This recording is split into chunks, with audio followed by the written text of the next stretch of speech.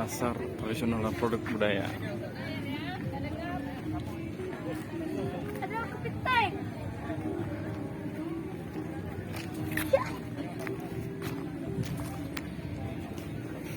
Bunga, Ini apa nih ya? bunga. Kepiting ah. Iya. Kepiting. Tanya. Sampai lah. Malamnya di sini dah. Ada kotnya ya. Jangan segitu. Matanya jangan. Keluar dari rumah dia.